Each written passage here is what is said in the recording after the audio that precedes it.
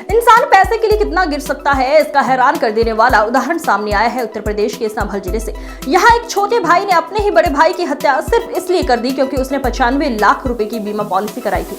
नवीन गुप्ता नाम के इस शख्स ने अपने बीमार भाई को डॉक्टर दिखाने के बहाने ई रिक्शा में बिठाया और रास्ते में ई रिक्शा से धक्का देकर नीचे गिरा दिया। फिर सड़क पर उसका सिर तब तक पटकता रहा जब तक उसकी जान नहीं चली गई। इसके बाद कहानी में आया धोखे का नया मोड़। नवीन ने पुलिस को बताया कि भाई की मौत सीने में दर्द से हुई है, लेकिन जब बीमा कंपनी ने क्लेम रोका तो उसने झूठी कहानी गढ़ी और बताया कि भाई की मौत सड़क हादसे में हुई थी। इस झूठ के दम पर उसने 20 लाख रुपए का बीमा क्लेम भी हासिल कर लिया।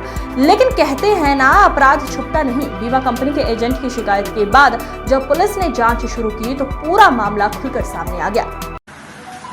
जनपद संभल में अपराध एवं अपराधियों पर अंकुश लगाने के अनुक्रम में आज थाना बहजोई को एक अच्छी सफलता मिली है, जिसमें इन्होंने करीबन 1 साल से ज्यादा पुराने एक केस को भंडाफोड़ करने में सफलता हासिल की है। पूर्व में हमारी एडिशनल एसपी अनुकृति द्वारा बीमा माफियाओं के खिलाफ जो कार्यवाही की जा रही है, उस कार्यवाही में एक ये नया मोड़ है, जिसमें अपने किसी सगे रिश्तेदार का मर्डर करके उसमें लाखों रुपए की इंश्योरेंस पॉलिसी प्राप्त करने के यह ऐसा दूसरा केस है जिसका भंडाफोड़ किया जा रहा है।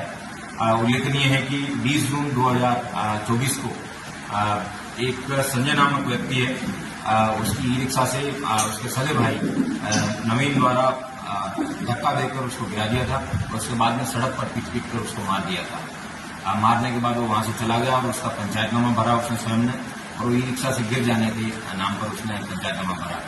बाद में बीमा माफियाओं से बातचीत करने के बाद में उसको पता चला कि ये एफआईआर उनको एक्सीडेंट की ही लिखवानी है, तभी इसमें कोई लाभ मिल पाएगा।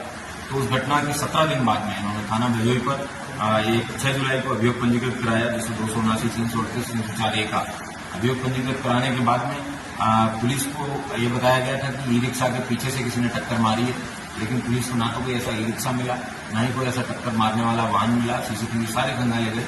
उसके बाद में पुलिस ने इसमें 14 सितंबर 2024 को ही एफआईआर लगा दी। लेकिन इसकी जब घटना के बैकग्राउंड में जब पुलिस के द्वारा जांच पड़ताल की गई, इसमें एक कंपनी है जिसके द्वारा बताया गया कि टाटा AIG, जिसका इंश्योरेंस इन लोगों ने करवा रखा था, कंपनी के द्वारा बताया गया कि ये जो इंश्योरेंस क्लेम है, इन लोगों के द्वारा ये घटना सस्पिशियस लग रही है।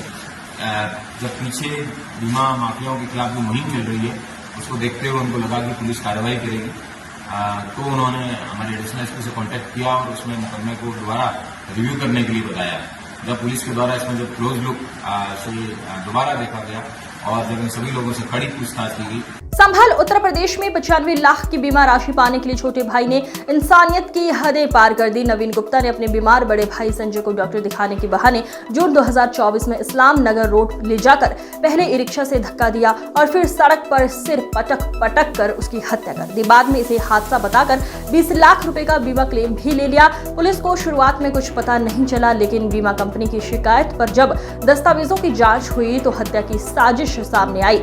नवीन ने अपने दोस्त अखिलेश और राजू के साथ मिलकर ये प्लान बनाया था। पुलिस ने 11 महीने बाद केस सुलझाया, जिसमें नवीन और अखिलेश गिरफ्तार हो चुके हैं, जबकि राजू फरार है। संजय के नाम पर कुल 95 लाख की बीमा पॉलिसियां करवाई गई थी, जिनमें से एक का भुगतान हो चुका है।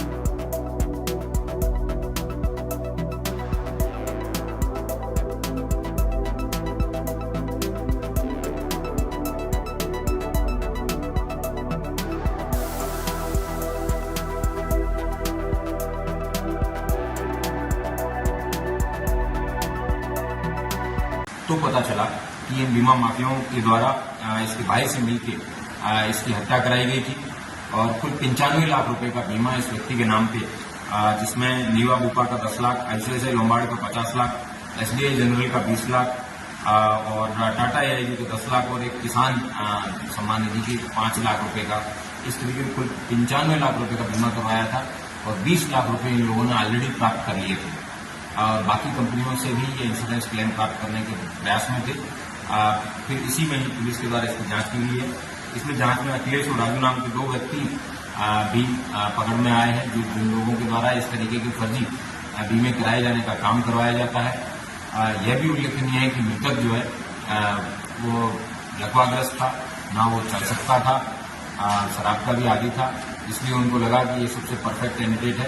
उसको ढूंढ के इन लोगों के द्वारा उसकी हत्या की गई है। टीम के द्वारा इस तरीके का अच्छा खुलासा करने में मेरे द्वारा इनको 10,000 रुपये के नगद इनाम से भी नवाजा।